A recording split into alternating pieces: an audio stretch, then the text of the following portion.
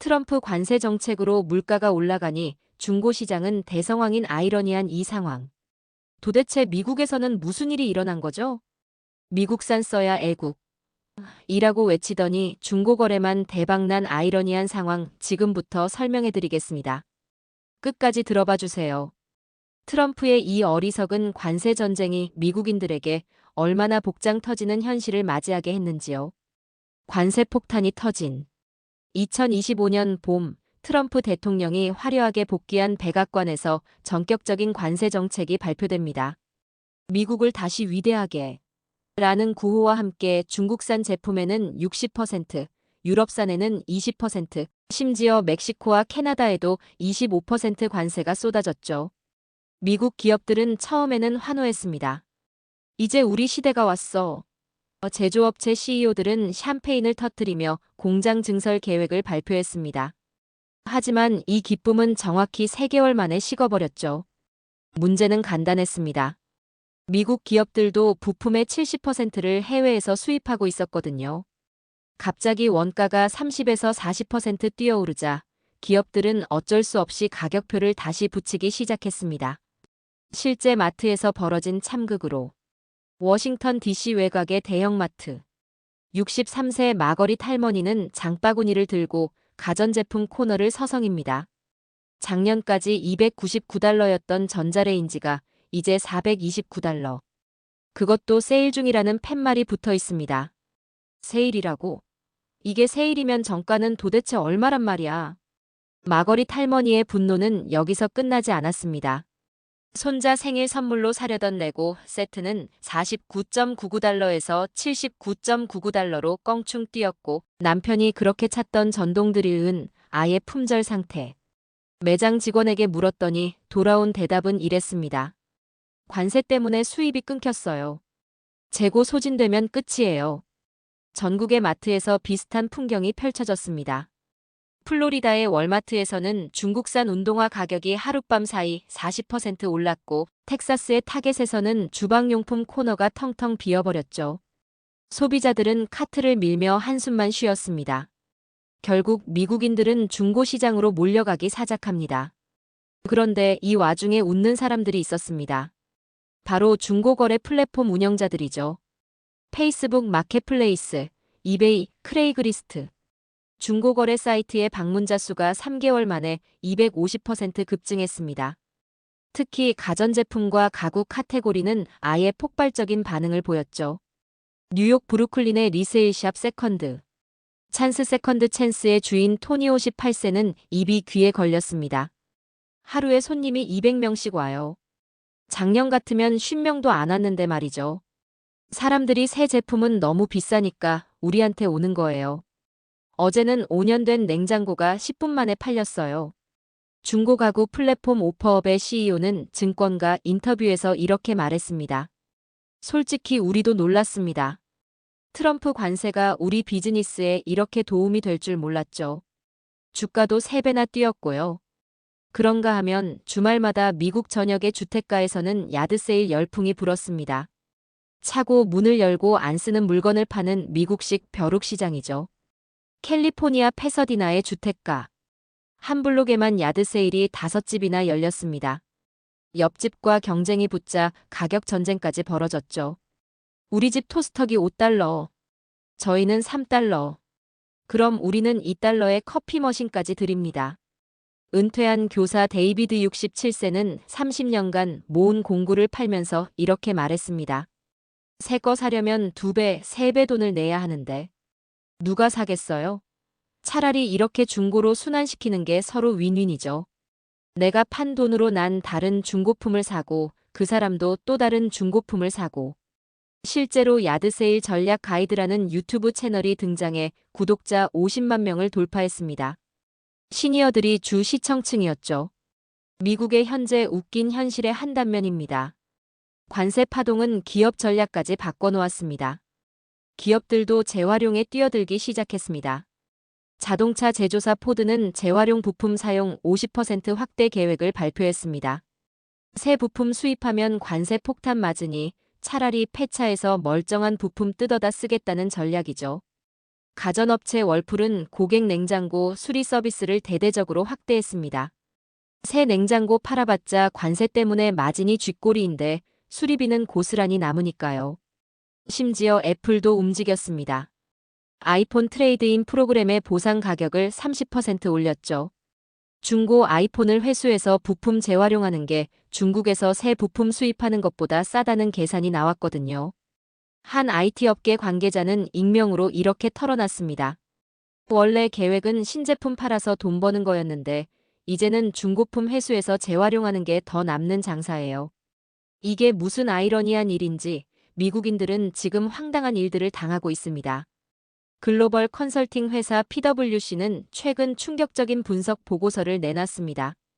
트럼프의 관세 정책이 의도치 않게 미국을 순환 경제의 선두주자로 만들고 있다는 것이죠.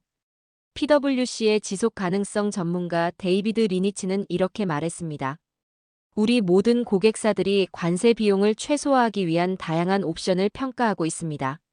이미 미국 내에 있는 재료들을 재사용하는 것이 이제 테이블 위의 선택지가 됐습니다. 예전에는 고려조차 하지 않던 것들이죠. 보고서는 몇 가지 흥미로운 사례를 들었습니다. 첫째, 애플의 대변신으로는 환경보고서에 따르면 애플은 2015년 대비 온실가스 배출량을 60% 이상 감축했고, 중고 스마트폰 시장에서는 업계 리더가 됐습니다. 중국에서 새 부품 들여오는 것보다 중고폰 수리해서 파는 게 훨씬 남는 장사라는 계산이 나왔습니다. 둘째, 웨스턴 디지털의 선택은 하드디스크 드라이브에서 히토류를 추출하는 재활용 프로그램을 미국 내에서 대규모로 가동했습니다. 중국산 히토류의 관세 폭탄 맞느니 차라리 미국 땅의 폐하들을 뜯어서 재료를 얻겠다고 합니다. 셋째, 르노와 델의 전략은 전 세계 제조업체들이 너도 나도 순환경제 선도 기업을 자처하며 재활용 프로그램을 확대했습니다. 트럼프의 관세 전쟁은 미국 내 알루미늄 고철에도 영향을 미칩니다. 알루미늄 스크랩 수요가 최근 몇 달 사이 급증했습니다. 알루미늄 협회 데이터에 따르면 9월 알루미늄 스크랩 재고가 연초 대비 15% 증가했습니다.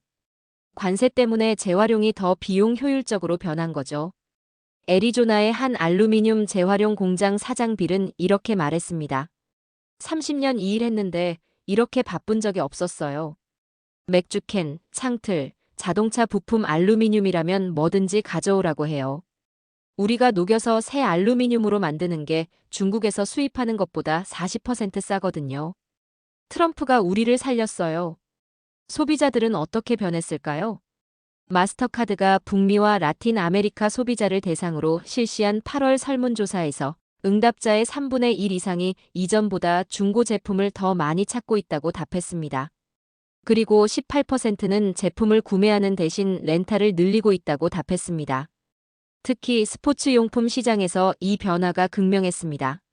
중국산이 많고 관세가 높은 스포츠용품 카테고리에서 7월 말까지 중고 스포츠용품 판매가 연초 대비 11% 증가했습니다. 반면 스포츠용품 전체 판매는 3%만 증가했죠. 콜로라도 덴버의 스포츠용품 매장 직원 제니퍼는 이렇게 설명했습니다. 작년에 $199였던 러닝머신이 이제 $349예요. 당연히 손님들이 중고 찾죠. 우리도 중고 코너를 3배로 확장했어요. 근데 웃긴 게 뭔지 아세요? 중고도 값이 올랐어요. 수요가 너무 많으니까요. 마스터카드 경제연구소의 수석 이코노미스트 미셸 마이어는 이렇게 분석했습니다. 새 스포츠용품을 판매하는 소매업체들이 고객들이 중고 제품을 구매하러 매장에 들어온다는 것을 깨닫고 있습니다. 이런 인식은 아마 계속 유지될 겁니다. 미국 내 오픈 현실은 계속됩니다. 캘리포니아 오클랜드의 가구 수리공 마이크 59세는 요즘 문의 전화가 폭주한다고 합니다. 예전에는 소파 다리 부러지면 그냥 새 거 사더라고요. 근데 이제는 다 고쳐달라고 해요. 테이블 긁힌 거, 의자 삐걱거리는 거, 심지어 서랍 손잡이 빠진 것까지. 작은 것도 안 버려요. 새 가구가 관세 때문에 너무 비싸니까요. 마이크는 웃으며 덧붙였습니다. 트럼프가 우리 수리공들을 먹여 살려요. 아이러니하죠? 미국 제조업 살린다더니 결국 수리업만 살아났네요. 플로리다의 전자제품 수리점 주인 리사도 비슷한 이야기를 했습니다. 노트북 키보드 하나 고치는데 $50 받아요. 근데 새 노트북은 $1,500예요. 작년에는 $800였는데 말이죠. 손님들이 할머니가 쓰던 20년 된 믹서기도 고칠 수 있어요? 라고 물어봐요. 물론이죠. 우린 뭐든 고쳐요. 환경단체 또한 당혹스러운 환호를 보내는데요. 아이러니하게도 환경단체들은 이 상황을 환영했습니다. 하지만 그들의 기쁨도 복잡했죠. 환경보호단체 그린피스 USA의 대변인은 성명에서 이렇게 밝혔습니다. 재활용과 재사용이 증가하는 것은 긍정적입니다. 하지만 이게 환경을 사랑해서가 아니라 가난해서라는 게 뭐랄까 씁쓸하네요. 또 다른 환경단체 시에라 클럽의 활동가는 더 직설적이었습니다. 우리가 30년 동안 지구를 위해 재활용하세요. 라고 외쳤는데 아무도 안 들었어요. 근데 트럼프가 관세 매기니까 다들 재활용하네요. 이게 웃긴 건지 슬픈 건지 모르겠어요. 정말 관세 전쟁으로 아이러니한 상황들이 펼쳐지고 있습니다. 관세로 인한 인플레이션의 역설. 펜실베이니아 대학 워튼 예산 모델은 트럼프의 관세가 GDP를 약 8%, 임금을 7% 감소시킬 것으로 예측했습니다. 중산층 가구는 평생 $58,000의 손실을 입을 것으로 추산됩니다. 이 숫자가 뭘 의미할까요? 간단히 말해 미국인들이 더 가난해졌다는 겁니다. 그리고 가난해지니 자연스럽게 중고품을 찾게 된 거죠. 오하이오 클리블랜드의 경제학 교수 존 해리슨 65세은 이렇게 설명했습니다. 역사적으로 경제 위기 때마다 중고시장이 번성했어요. 대공황 때도 2008년 금융위기 때도 그랬죠. 트럼프의 관세는 인위적인 경제 위기를 만들어낸 셈입니다. 그리고 사람들은 생존 전략으로 중고품을 선택했고요. 재미있는 건 기업들의 태도 변화였습니다. 처음에 관세 정책을 환영했던 CEO들이 이제는 순환경제 챔피언을 자처하고 있거든요. 한 가전업체 CEO는 주주총회에서 이렇게 말했습니다. 우리는 지구의 미래를 위해 재활용 프로그램을 확대하고 있습니다. 이것이 진정한 기업의 사회적 책임입니다.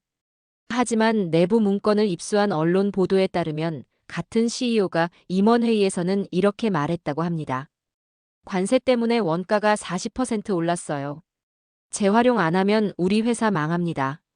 워싱턴의 정치권도 혼란스러웠습니다. 민주당 의원들은 관세 철회하라 고 외쳤지만 동시에 재활용 증가는 환영한다고 말해야 했죠. 공화당 의원들은 트럼프의 정책이 순환경제를 만들었다고 자랑했지만 유권자들의 항해 전화에 시달렸습니다. 한 공화당 의원은 비공개 간담회에서 이렇게 토로했다고 합니다. 유권자들이 매일 전화해요. 관세 때문에 물가가 올랐다고.